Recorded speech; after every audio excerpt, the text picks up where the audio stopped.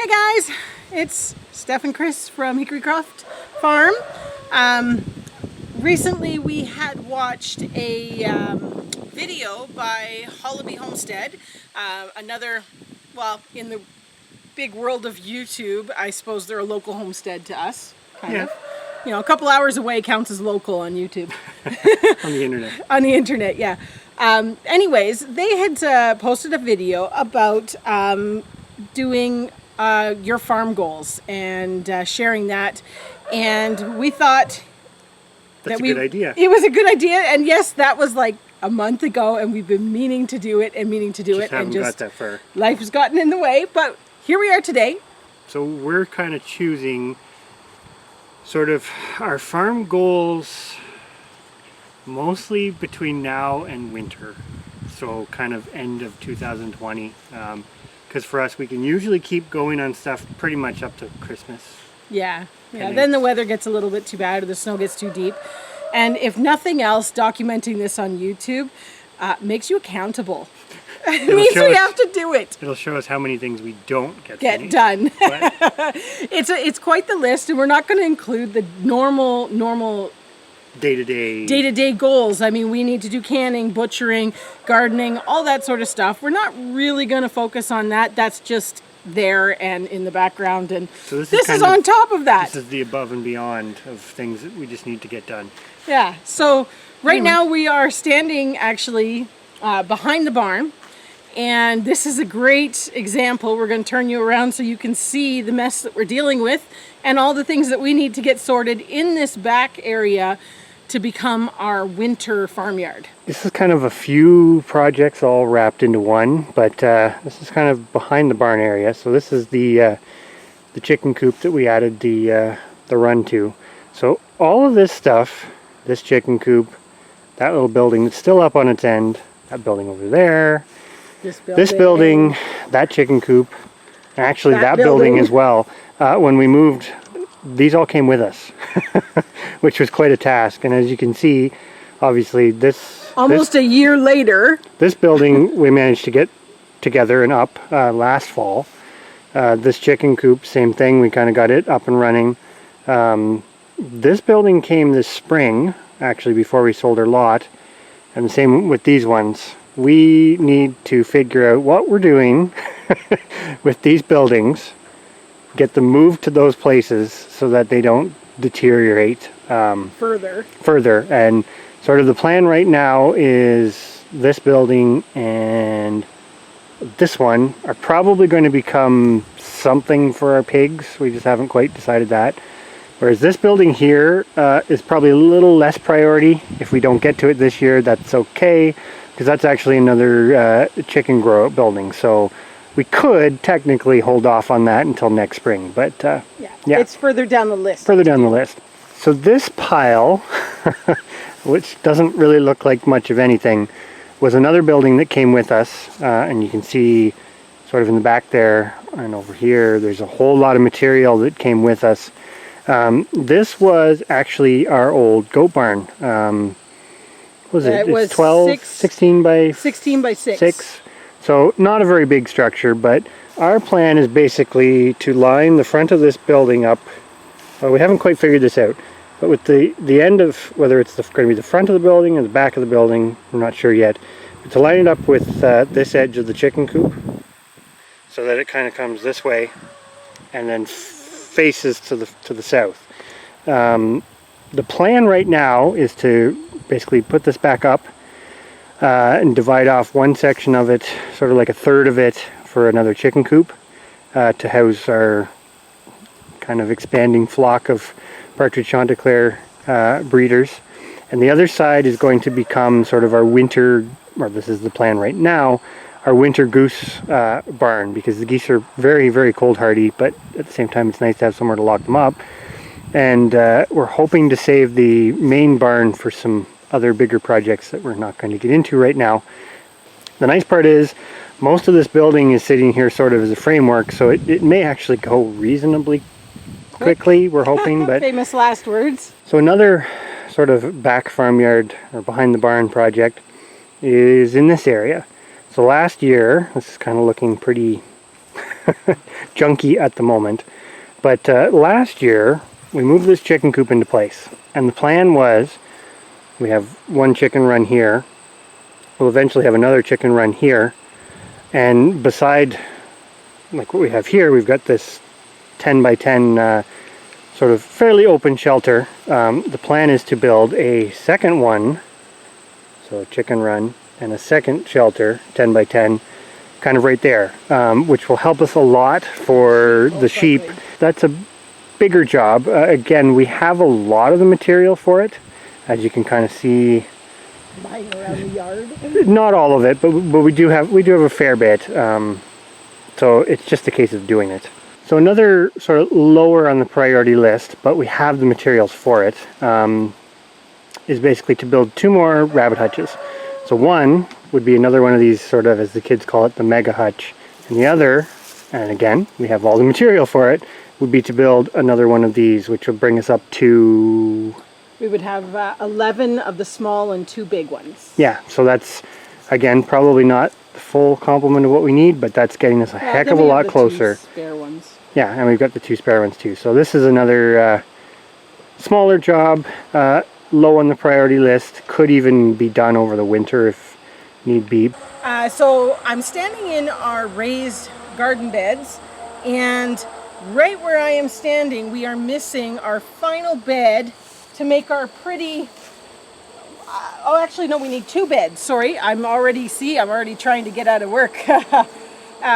Anyways, we need to do an L right here, and we also need a low 8x4 raised bed like what our tomatoes are on. So like the bed over here, and then the L one is like this would be basically the exact same as this. And then we'll put our other last 2 arches on so that next year we are ready with our full contingent of raised beds.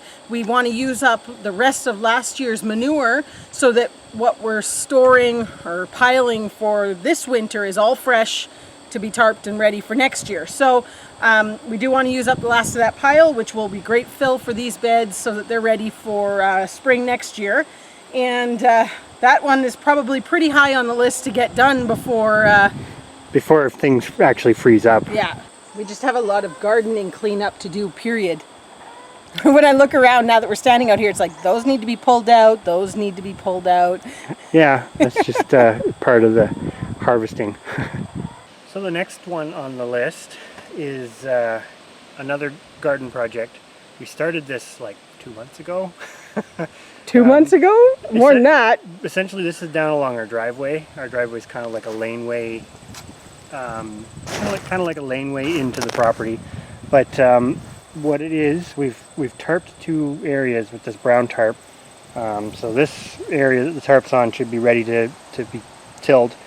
The other area, which doesn't look like it, we actually have worked up once already, but we're going to come back and work that up again. Plan with this area right now is to plant the garlic that we picked up earlier this year, but also a few of our fall crops, some kale and maybe some cabbage and that. We're running really late. Textbook Hickorycroft farm move. Yes, hopefully there's a goal for next year is to not be so late on things. But the nice part is with this area, it's relatively sheltered. We've got cedar hedge on both sides. Unfortunately, that does make our daylight window smaller as the days get shorter.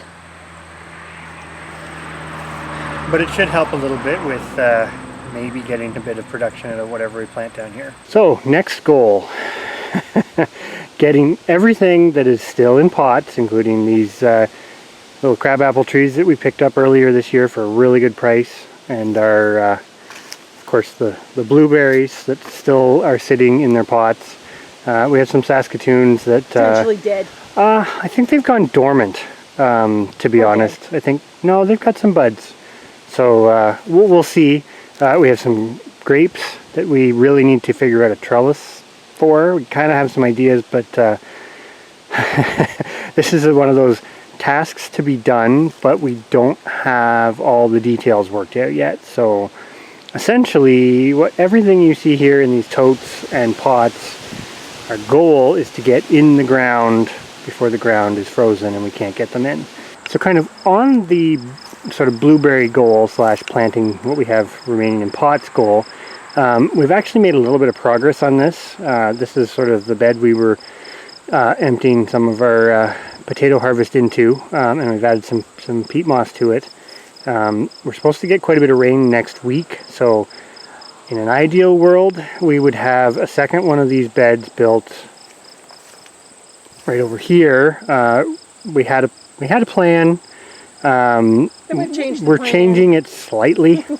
So again, we have the materials. We just have to get it built, get some dirt in it. If we can before the rain, that would be ideal. If not, then it is what it is. So this is another very small job, but we basically have a selection, they're a little hard to see here, but some various trees that we started from seed this past winter, and a couple more blueberries. But mostly trees, and the goal is to get these potted into some larger pots. Kind of a two-part goal. The first is to fill this space with wood. Not completely a goal dependent on us. We've sort of placed our order for some firewood for this year, but the hope is to get enough in here to see us through this year plus some, because obviously we've got a fair bit of wood we can harvest ourselves too, but it would just be nice to have that little bit of a head start so that we don't repeat what we did last year where we kind of were cutting as we needed it. That's never a fun way to do things. And the other part to that is, of course, these two apple presses or fruit presses.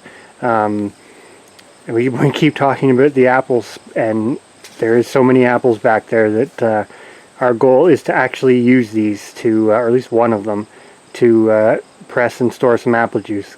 And then coming down to the last of our goals for 2020 comes back to fencing. This is sort of a pre-existing fence. Most of it's in okay shape, as you can see, like here. Some of them aren't in great shape, but what we basically need to do, and we've really gone back and forth on this. This is part of the channel, and what we need to do is come up with closing this in so that the smaller animals, the chickens, the geese, the lambs, that sort of thing, can't go through it. So we have some ideas. None of them are perfect, and this is kind of an awkward stretch because obviously, as you can see, the trees have kind of grown into the fence that's already there. So this is pasture 2. So I'm not going to walk down there right now, but at the end of this fence there's a T-junction, and so we've fenced that way down pasture 1, but we need to fence down that way to do pasture 2. And pasture 2 would basically be this space all the way to basically this fence post and going up this line. The nice part is we've already got one side of the fence in place, so this will probably be fencing job number 1.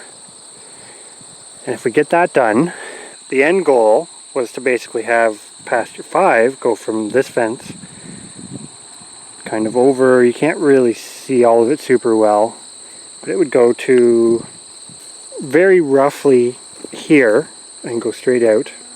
And then you can kind of just see the top of the goldenrod right where my finger is. So that's kind of the edge of our property where our property does a bit of a funny jog. So pasture 5 would be a little smaller, but basically would go all the way down to sort of the edge of that tree line and then up around here. I think that's pretty much our list of yeah, that and then all the regular stuff that needs to be done on top of that. But it's an overwhelming list, definitely, that weighs heavily on us at many times of the day. But it's all part of homesteading and farming, and I think we're just going to take it one day at a time, and hopefully we can check a few things off the list. I think when anytime we develop a list, I'm pretty sure we mentally know, even though we don't say it, the goal really is to get 40% of that list done. Because we always aim really, really, really high. And then it doesn't happen. For a variety of reasons. But you know what? At least we've set the bar high. It keeps us ambitious. It's mostly a time thing. So on that note, I think the one thing that we didn't put on the list, because it basically is going to get done this weekend, was filling our dumpster with it leaves on Monday, so we need to get rid of junk. Yep, so we're off to do that. It'll probably be documented tomorrow. The full dumpster. Thank you to Hollaby Homestead for putting this idea out there to do. I think it's a great thing, and more people should do it, because when you have it and you actually speak it and film it and put it out there, it seems more real. And once you're on video, you're accountable, so then you get to see the progress between now and for us the end of December. Definitely, everybody, make sure you keep asking us, so how did it go on this? And that way we have to be like, oh, we haven't gotten there yet.